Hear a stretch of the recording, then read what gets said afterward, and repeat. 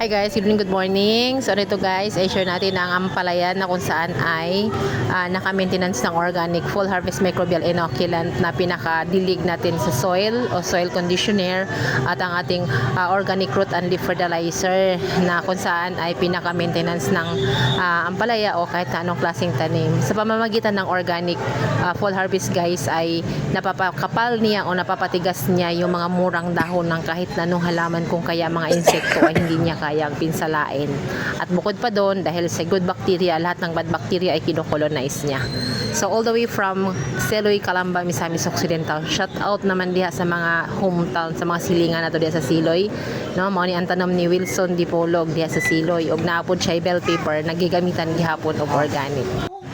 Ug naasad sa uban nga mga tanom sama aning watermelon or pakwan nasa siya kalabasa ug ang iyang baboy nga dula sa iyang balay nagagamit usab sa microbial inoculant as probiotic para walay baho ang mga dumi sa mga hayop o di ba saksak sinagol Bisaya ug Tagalog. So that's it for now guys, follow for more.